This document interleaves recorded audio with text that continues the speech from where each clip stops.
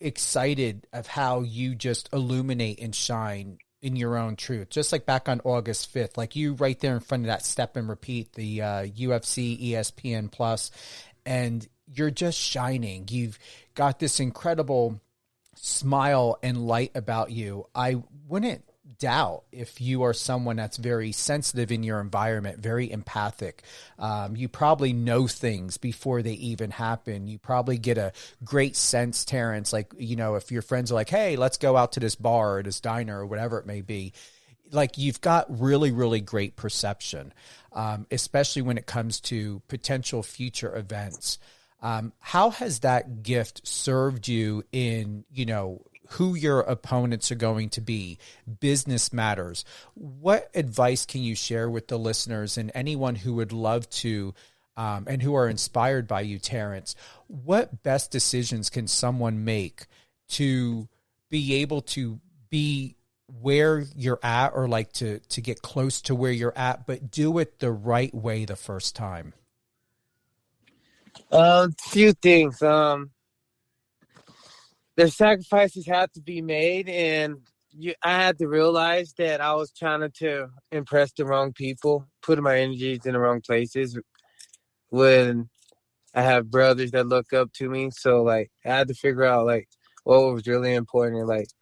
And I would way rather be someone cool to my brothers than what I thought was being cool back in the day. Ignore my brothers, not seeing them, not hanging out with them, Once I switched that up and I could see that my brothers actually loved me, it was motivating, Because my brothers never really said anything like that. They were happy for me and stuff, but just hearing them say they're proud of me these days, man, it helped motivate me, like I said. It helped me want to go even harder, Because they know my abilities, and I'm not stopping until I get the belt. I just put your family first.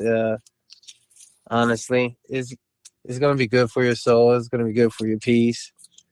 Because the friends that you think you have, they're just here for a time, a moment. But family lasts forever.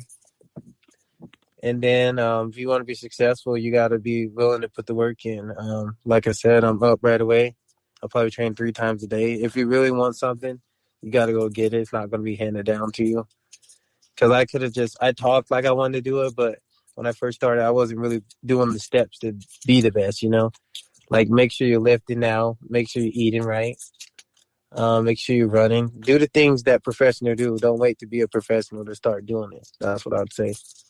I like that. I felt that, which brings me in perfect time, Terrance. Your post back on December 21st, 2021. Here's what you wrote. My favorite UFC debut of 2021. All it took was 7 seconds. Fastest knockout in lightweight history. And you're there with Joe Rogan. What was that experience like for you?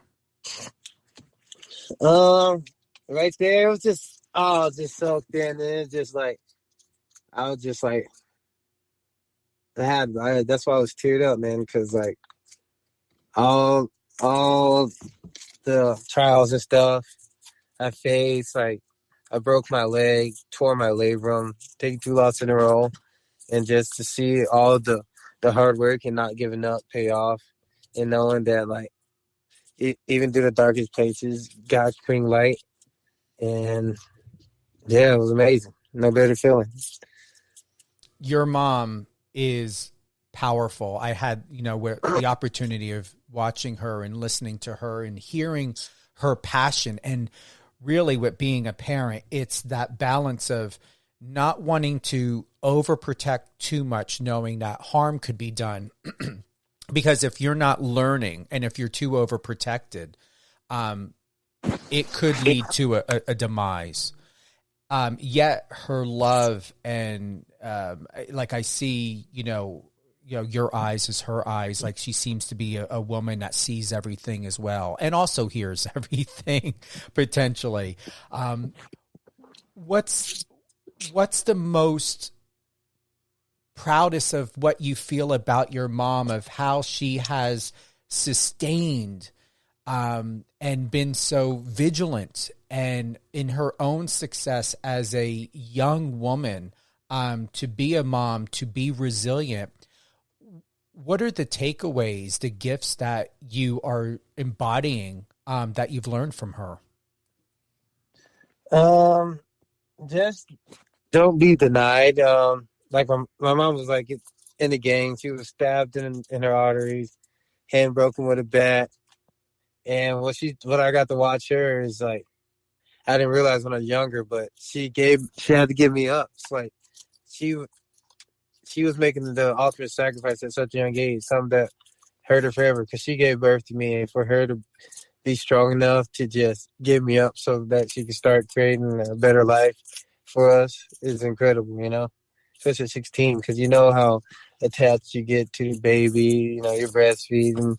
And so for her to do that and then work her way up and just being in a homeless veterans program at one point, and just for her to be how successful she is now, it's incredible. Just seeing it, because I know she never gave up. She went to school. She did everything she had to do. And I saw her working day and night.